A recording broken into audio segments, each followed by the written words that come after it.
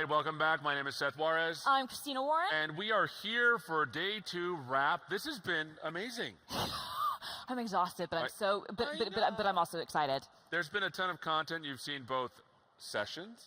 And you've also seen a ton of interviews here today, and that will continue tomorrow. Yes, tomorrow is day 3, the final day of Build 2018, but we still have a ton of stuff going on. And we had a great day today, kicking off with Joe Belfiore's keynote this morning, and there have been a lot of great sessions this afternoon. That's like right. you said, we've been doing great stuff on this show. That's right. And last night there was also a really fun event that we got to participate in. Why don't you tell us a little bit about that? Yeah, so we actually had, in our developer lounge, we had a happy hour for women and non-binary members of the community to just kind of meet and have a nice time and kind of converge with one another. And I have to say, like, as a woman, it's nice to be with other people like me in a tech space, especially at tech conferences where, you know, we're not always the most common stuff. So we've actually put together a video package. We sure have. Show off what we had last night. Let's roll that. I hope you enjoyed it as much as we did filming it.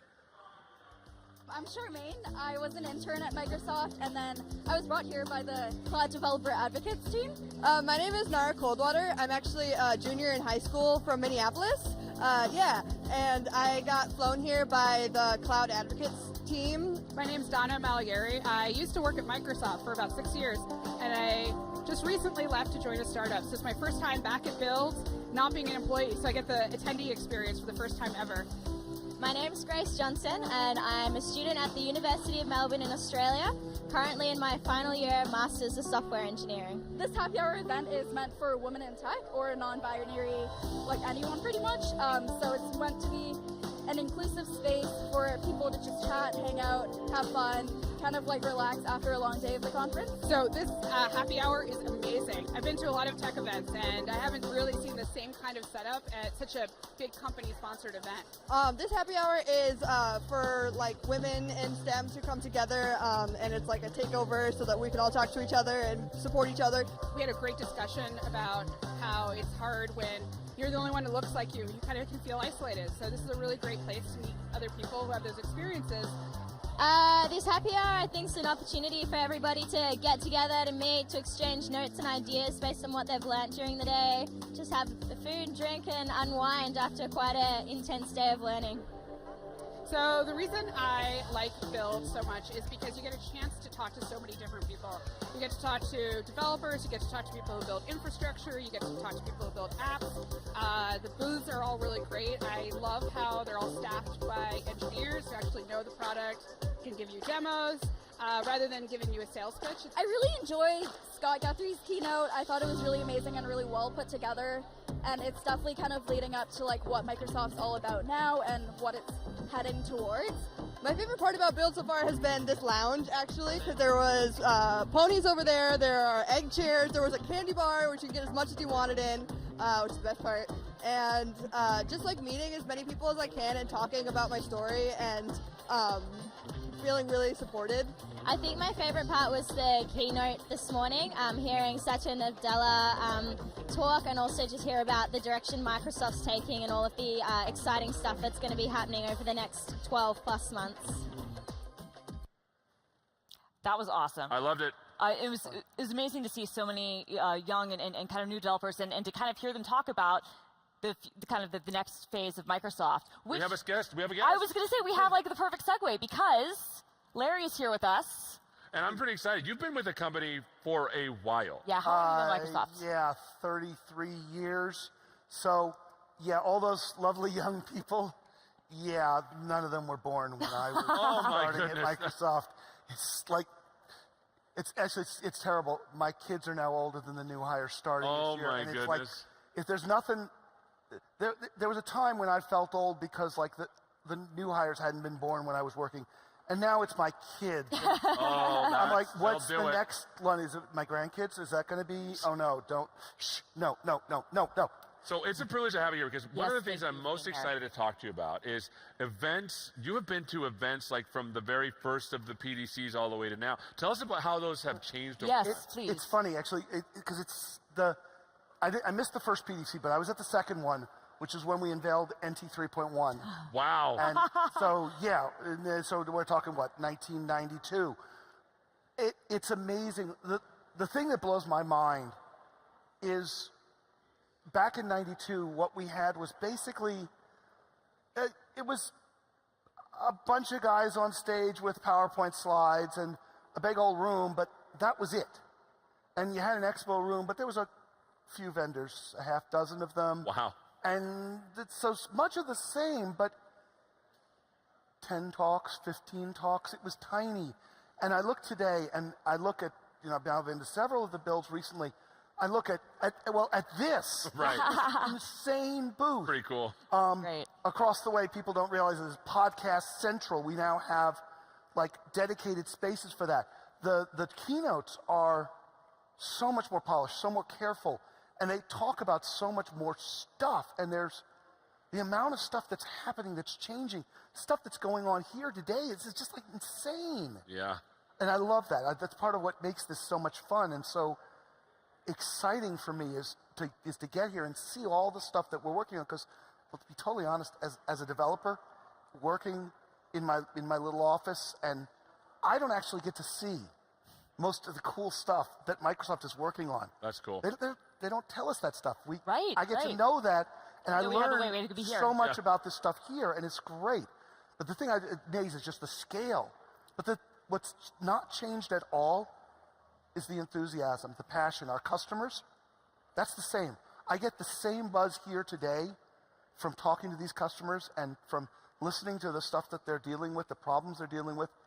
I learned the same stuff that, the problem spaces are different, but it's the same thing. It's that idea of, I need you to help me here. Please, I've got this horrible problem.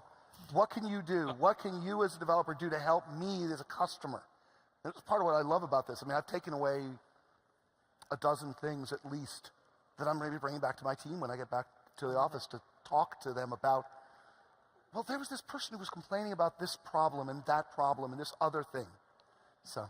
Do you have a memory that kind of sticks out with you of a particular event, whether it was a build or a PDC or maybe another event you've been to over the last 33 years that really sticks out, like a moment that you're like, okay, that was either really awesome or that was really awkward. Just something just kind of sticks out as, okay, I will never forget that. Oh, well, we talked about this a little earlier. The very first PDC, I walk in, and we're talking about Windows NT 3.1, and it's great. And then the second day keynote happens, and the VP in charge of future technologies gets on stage and starts talking about a technology called Cairo.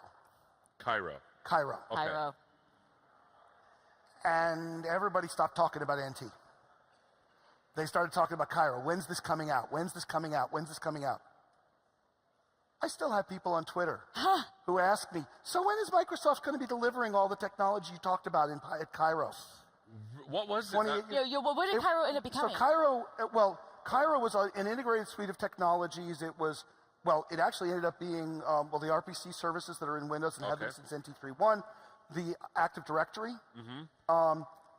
the Microsoft Exchange was a large part of what Cairo was. We've ended up delivering almost everything, integrated search within the operating system and, in the cloud of your data. There was also this object-oriented file system that we were going to be delivering that we never delivered. And again, people still asking, where's OFS? When are we going to have, is WinFS what you're going to be delivering? We still get that one. And it's kind of silly.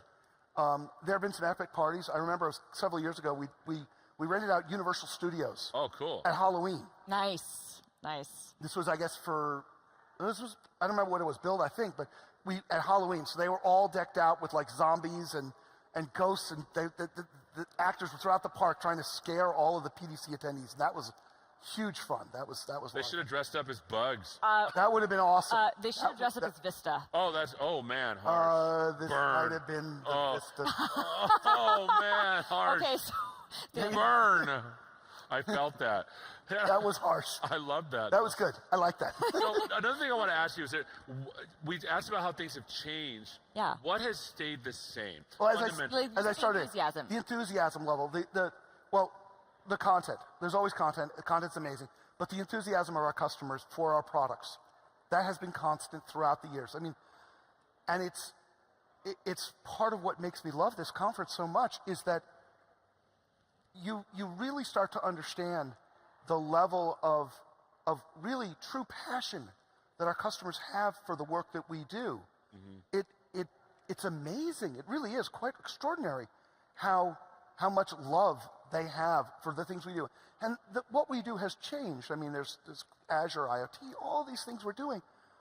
The love is still there. The passion is still there. And the passion that they have for their products and their curiosity of how we can use our products to help them make their products better. Is that what keeps you here for 33 years? That passion, that enthusiasm?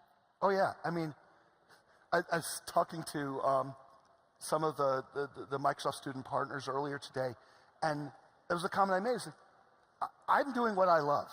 And there's somebody who's stupid enough to pay me to do what I love. That's why I do it. I'm here for 33 years because day in and day out, I'm doing the thing I love. And that's why I do it, and that's why I stay. Before we came on, we started talking a little bit about the story. And this is one of the things that I have a hard time with certain developers. It's like, hey, you got to tell a good story. I mean, it's not about solving things, but it's also telling a good story. And you started getting into that. Tell us about that. Yeah. It's an integral part of the job, okay? We think that our job is to sit behind a desk and stare at a screen and tip-tap, tip-tap, tip-tap, write code. It's not the job. The job is actually telling stories. Now, that storytelling happens in many ways. Writing specifications. When you write a spec, when you describe the work you're going to do, that is telling a story. Yeah. Because if you don't tell a story through your spec, people are going to get 3 paragraphs and they're going to turn it off. They go, sleep. This is all about, this job of software engineer is about telling stories. It's about letting your customer know what you're doing, why you're doing this, what's the story behind it, what's there. It's all about the stories. That's all we ever do is tell tales.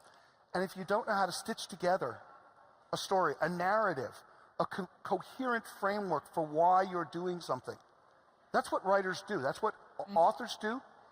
The best stories that you read are ones where the author has taken you on a journey. That's what we have to do as software engineers. I deliver a new API authoring experience, which is my most recent project. Right. Why? What's the story? Why? Where did I start from? Where did I go? How did I get from here to there? Why do you care? Can I make you care about why we got to here? And why is this better than that? Why do you want to go there? Where are we going next? Where's the next story? Where's the next bright, shiny object that we want to go chase? It's all about stories. These are all stories. It's what we do and what we need to inspire our customers, and that's how we inspire people. As humans, we inspire people with our stories and and this goes back thousands and thousands of years. It's always been about stories. Software is no different. Software tells a tale. It really does. Code is poetry, as some have said. Code is actually, poetry. Funny. I was in college, and one of the young ladies I was in college with, Wendy Plesniak. She's actually, I believe, a professor at MIT now. She was a dual major in art and electrical engineering. And I said, why are you to art, electrical engineering? This is weird. She said, no, they're the same. Yeah, I agree with that. Art and electrical engineering, these are the same skill set. It's the same thing. And it is. What we do is an inherently creative endeavor. We are creating art through our software. It's just different characters on the page, but it's still art. That's really cool. Yeah. I like it. Larry, thank you for creating art for us and for our customers and for talking with us. Well, thanks so much for being with us again. Oh, it's a pleasure. pleasure. I love that. It's good to have the whole insight of how everything sort of turned out. It is. It's the same story, but just different characters. Different characters. It's the same. Yeah. Awesome. Well, thanks so much. We have a ton of stuff coming up tomorrow. Yes, we're going to kick it off at 8 a.m. right here on Build Live, powered by Channel 9. And actually, if you stay tuned past our kickoff, this guy right here. I have a talk. He has a talk that's going to be streamed live. Yeah, I know. No, it makes me really nervous because I have a hard time being on live live stuff. It makes like you. Yeah, no, I'm rolling my eyes because it's a tough one. we were really proud of Seth. So everybody's got to tune into his talk. But yeah, check us out 8 a.m. We're going to kick off day 3 of Build. We're going to have tons of other great content. And as always, you can find our past content on the Build website and on our YouTube channel, youtube.com/Microsoft Developer. Awesome. And with that, we will sign off and see you tomorrow. Take care.